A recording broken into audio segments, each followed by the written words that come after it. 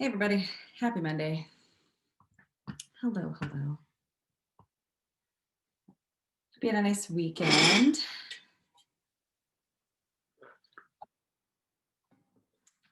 All right, just letting people in, getting our day going.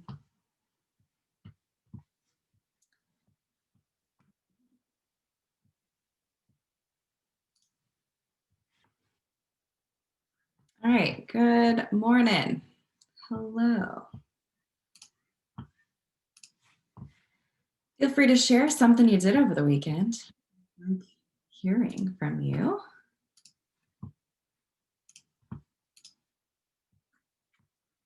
I got all sorts of beeping and things going on, so you guys are getting in. Let's see, what did we do this weekend? We didn't do a whole lot. We tried to go do a drive-through trick-or-treat through THPRD, and the line was so long. We waited for like 20 minutes and we barely moved. And so Jensen was crying and it was getting late. And so we just left. We got dressed up and got cute pictures at least. But yeah, it was kind of a bust. So I don't know what we're going to do with them. I don't think we're going trick-or-treating. So I was thinking about doing like a scavenger hunt or something in the yard or around the house to find candy, or I don't know. It's hard with little kids right now. I'm sure many of you know because you have. Yeah, my mom's taking my little sister to our grandparents' house just to like have like a costume type thing. So me and my brother have to like wear something that's like Halloween related type thing, and then going to our grandparents' house to have like a dinner type thing and have some candy over there for her. Yeah, it's nice to do something, especially when you have little people involved. But yeah, um, I know it's just my theme for like the holidays is this just isn't the year, like there's not going to be big family gatherings like normal, or if there is, just be very careful kind of thing. Yeah. Um, Things are going to look different this year for sure, and hopefully by this time next year things will look a little more normal, but we can do hard things. So here we are. Anybody else have anything to share about life or celebrations or anything? Okay. All right. So we are looking at kind of an important transitional time moving into November. So we're moving into a new month next week, which means a whole new set of to-dos and must-dos and stuff like that. So today I'm going to talk to you a little bit about the Future Connect, which is through PCC. It's a scholarship. So that's kind of our scholarship highlight. I will circle back to this frequently because I know many of you are planning on going to PCC. And so that seems like an important one to discuss and talk about. They also award a lot of them. So I want us to know our options as far as that goes. We're going to talk a little bit about what early action and early decision mean. Those are terms you might have heard. And so I want to make sure that you're clear about what it means if you were to apply early to a school and take advantage of what's called early action or early decision. And then just as a reminder, very exciting week around the counseling department and college and career center, because we have those events for the senior college info week going on, which start today. And so one of your tasks this week, and this is a must do because it is an assignment for this class, of which we don't have many that are going on the grade book this year. So when you get them, you got to do them, is to attend one of those events and complete a reflection. So I'll show you what that looks like. Other to-dos this week, we include looking back at your top 5 college list, which we made sort of around the first or second week of school, and researching the deadlines, not for regular admission, but if early action or early decision is a possibility, and seeing what the deadlines of those may be. They might be coming up in mid-November. So you need to start thinking about if that's something you're interested in taking advantage of. And if not, you can always apply at the regular time. And then we're upping the ante a little bit this week around scholarships. So I've been asking that you apply to one scholarship, which has seemed quite manageable. So let's pile on another one, apply to 2 scholarships for a week, and see how that goes. And as far as I can tell, I think that will be manageable, and that's something we're going to go forward with from here on out. So we started with one, kind of to get us going. And then we're going to ramp it up a little bit. So, and again, when you're applying for scholarships, if they require that you write anything for it, say you have to write a little short answer or essay, I highly, highly recommend that you don't just write it in the little box on their website, like write it in a Google Doc outside of the scholarship website so that you have that response saved with hopefully what the prompt was, so that if ever there's another scholarship that has a similar prompt, you might be able to just like recycle some of the things that you've already written, and save yourself some time. So that's a good practices tip for scholarships going forward. So any questions, comments, concerns, things you're wondering about, things you're stressing about?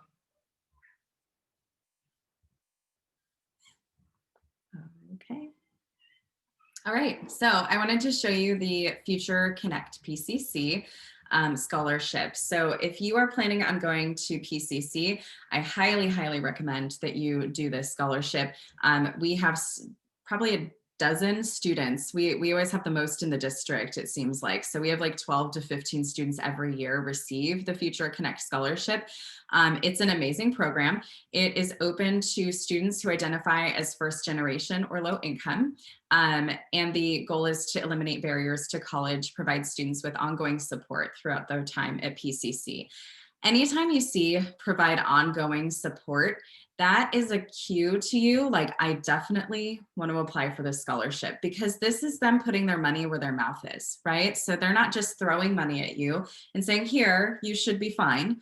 Now that you have money, right? We all know that the success of your academics relies on people like mentors, people like a counselor or a person that you trust and can go to with questions that you have in moments where you're uncertain about things. So we all know the power of having someone you can go to ask those kind of questions, because we don't have all the answers, right? As people, we have to find the helpers, as Mr. Rogers said. And so the fact that they provide ongoing support to you is a really big, important deal. And it's what sets them apart. It's what sets this scholarship apart from some other scholarships. So career guidance here, let's click in and see for high school students.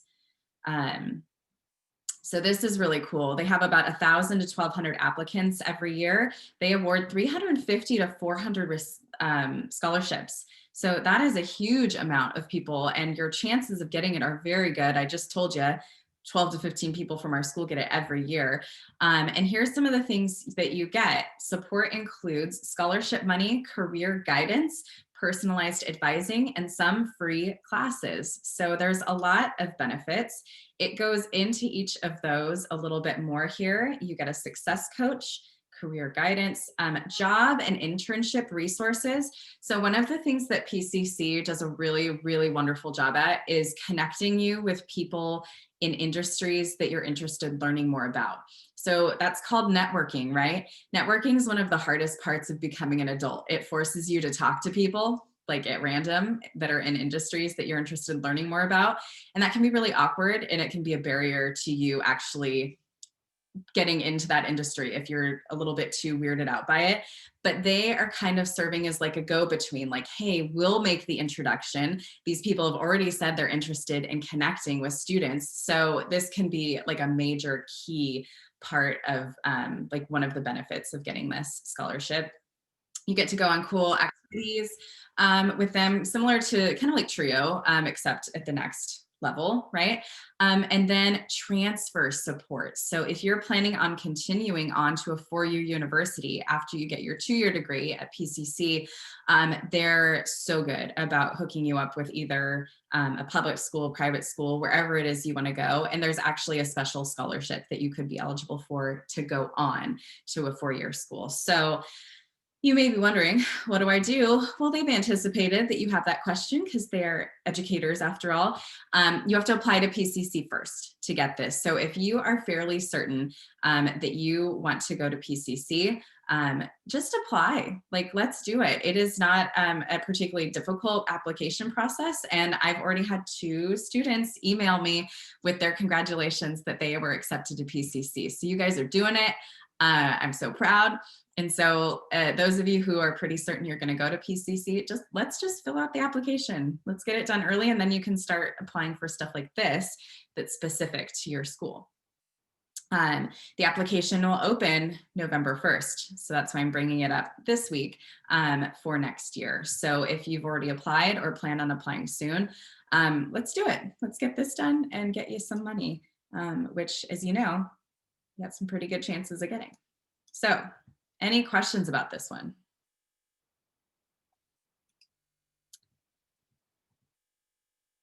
Okay, 1,000 people is not a lot of people to contend with. So once you have applied and you are interested in filling this out, if you want me to look over anything, need me to look over anything on the application, let me know. And I'm happy to support you, obviously. And Ms. Perez has maybe talked to a few of you already about this scholarship, but I just wanted to get it out in the universe. And there's a direct link to it in our calendar for today. So cool, no questions? Okay. All right, I wanted to talk about early action and early decision because the time is drawing nigh if that is something that you are interested in doing. I know there's some decision dates that are as early as next week and the following week for early action. So when I say those words, what do they mean? So every college has a regular application process, and that is usually, deadlines for regular application are somewhere around March. Ish typically. Some are a little earlier, maybe more like January, but you have plenty of time to apply for colleges, period. Okay, so those deadlines aren't coming up anytime soon. But some colleges offer what's called early, is applying early right for you? They have early action or early decision. So I wanted to just clarify what those terms mean in case it's something that you're interested in doing. So early action, I'm a little more comfortable with. So that is something that is non-binding, meaning that if you apply for early action applications for a college, you are, sorry, there's somebody coming in. You are not necessarily locked into that school 100%. So early action means that you can apply early to a school.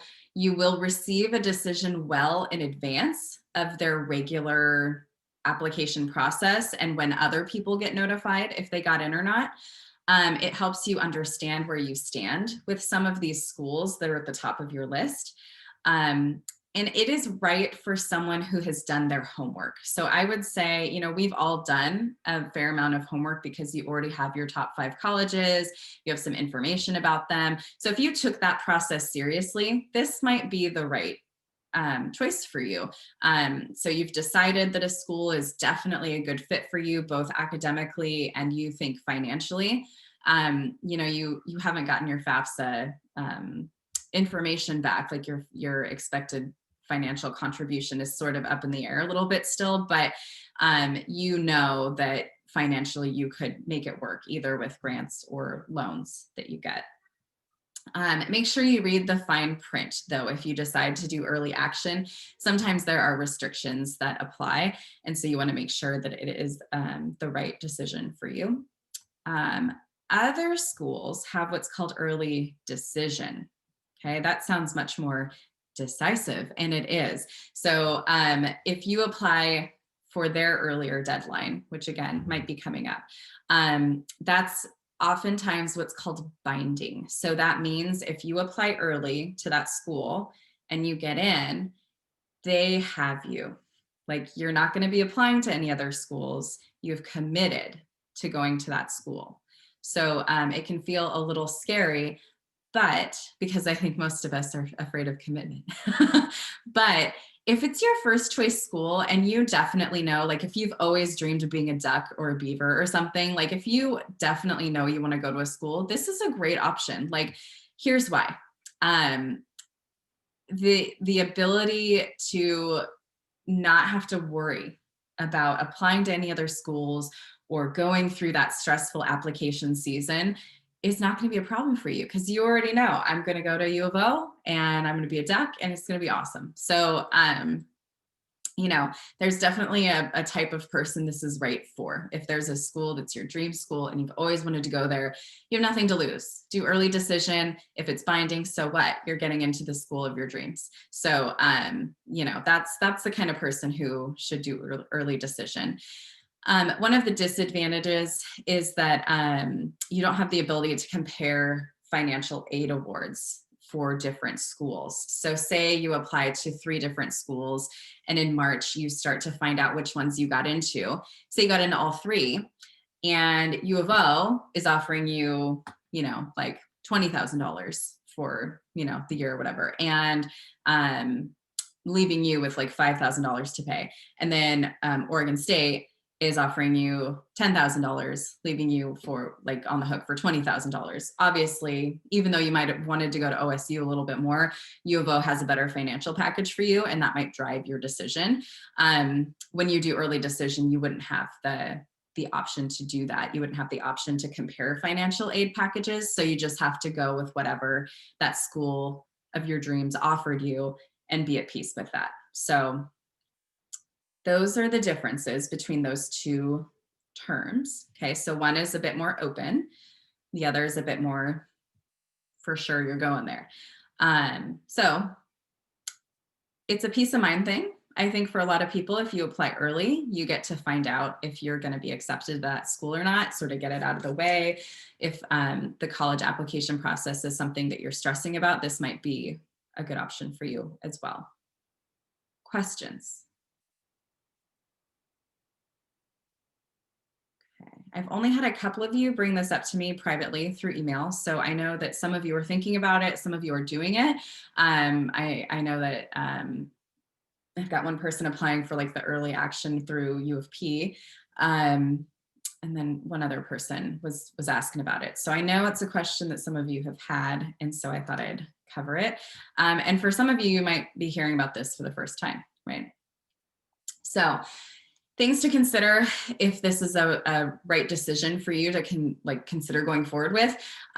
Consider this: early action and early decision applicants have a higher acceptance rate to their school than the regular application process.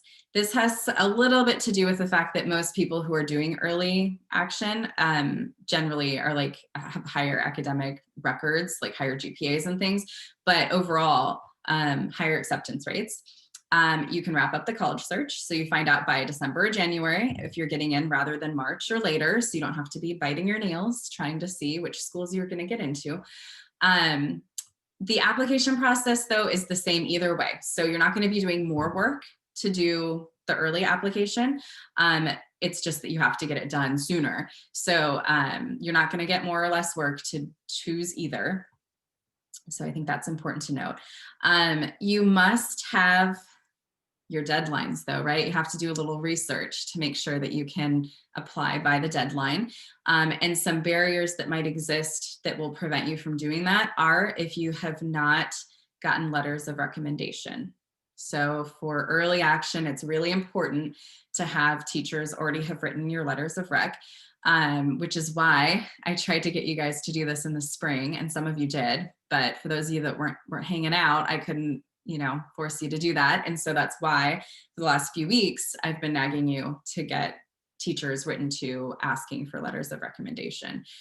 So if you've received those back, you might, right, like consider this is something that you can do. And by the way, if you haven't followed up with your teachers and it's been a couple weeks since you've heard from them, go ahead and give them a little bump, give them a little email saying, hey, just checking in on my letter of recommendation, okay?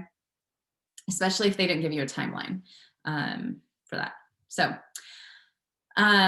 if you are relying on senior year to boost your GPA, your overall GPA, this may not be, early action might not be the right choice for you. So if you already have a strong kind of academic record and GPA, then this is who this is for, okay?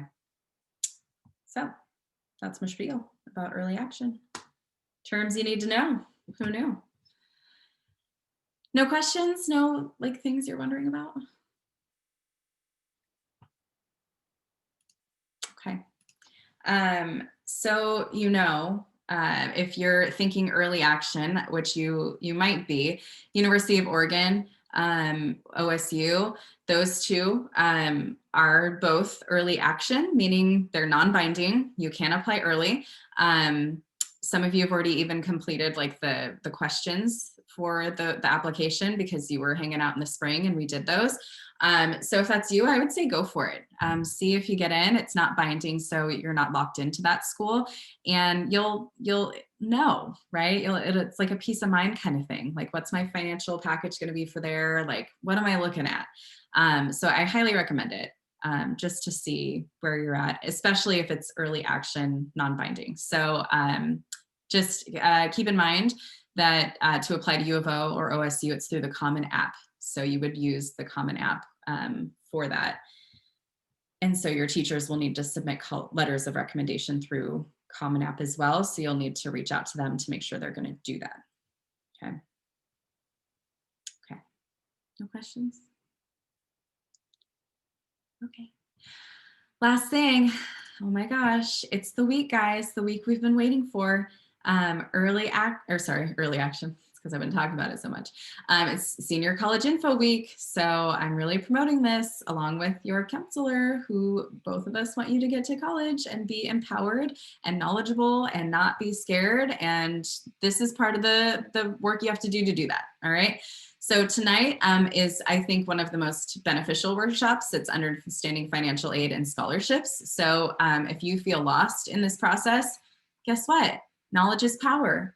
Go to this workshop, okay? I plan on probably won't watch it live because this is right around the time I put Jensen down to bed, but I'm gonna watch it after. So these should be recorded. You should be able to watch them after they are done if your schedule doesn't work. For your public universities, it's tomorrow. I think a lot of you are interested in that. Private schools on Wednesday, community college on Thursday, and the Oregon Promise. I know some of you are asking questions about that, which we're gonna go over that a little bit more starting next week when OSAC opens up. Art colleges on Wednesday, college essay writing on Wednesday. So lots on Wednesday because you don't have Zoom sessions, right? So pick one. You have to pick at least one event to attend. This is not optional, okay? So pick one event to attend, whether it's live or recorded, and you've got to get it watched and get this completed by the end of this week. So I'm asking that you attend an event. Take notes as you listen. We know that taking notes helps us hold on to important information and it keeps us engaged in what we're listening to. And after you're done, you're going to respond to these 3 questions just on here. You don't have to link to a Google Doc. You'll just go to it'll take you to a little box and you'll just write in your reflection. What new or useful info did you learn from the session you attended? Sessions, if it was multiple, how will this information be helpful in the near future? Knowledge is power, and really knowledge empowers. Do you feel like you're ready to take on college and that you will be successful when you get there? Why or why not? So we're taking your temperature a little bit here. How are you feeling? Okay. So those are the 3 things I need you to reflect on by Friday. Okay. So this is due Friday. Okay. Cool. Okay. So that's all I've got for our live Zoom session today. Your task now is to go back to your top 5 college list, see if early action, early decision is something that school offers. And if so, is the deadline something realistic that you could apply by the time the deadline is coming up? And then let's do it, right? I would love to usher you through the application process if you need help with that. Figure out which event you're going to attend, and then apply to 2 scholarships. So the time that we spend in class together is not the end of class. This is not time to go back to bed. This is time to go to get some stuff done, right? Your future depends on it. So do you want me to show you where you might find like the early action info for a school? You won't say otherwise, so it's fine. Okay, so if I go to University of Oregon, for instance, oh, look at this, admissions and financial aid. I bet it's here. Oh boy, I want to apply. How to apply? So Oregon application or common application. Oregon applications for transfers only. So I want to use the Common App. You're gonna have to sign in, okay, your first year students, but I'm wondering about deadlines here, okay? Can you do more than one? Yeah, you can do more than one, as long as it's early action and not early decision. So thank you, Carolina. Okay, so early action for U of O for freshmen is November 1st. So it is next week. So we got to get this done right this week if we're going to do it. It's the Common Application, which you've already set up a profile for. It involves writing some essays that are short. Have me review them before you submit them.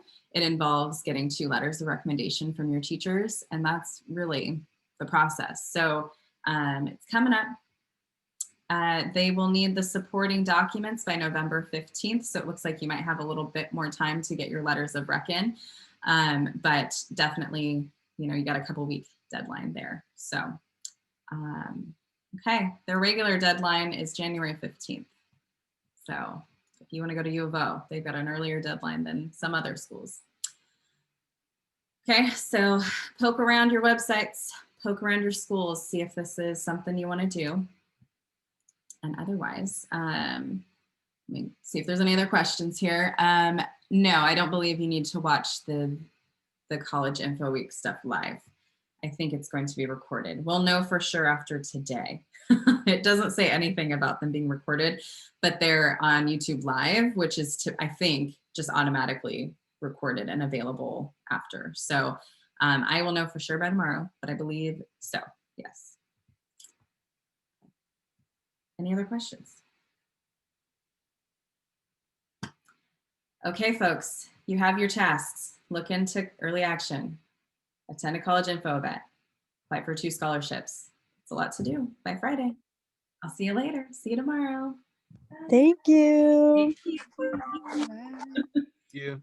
Thanks, guys. Have a good day. All right.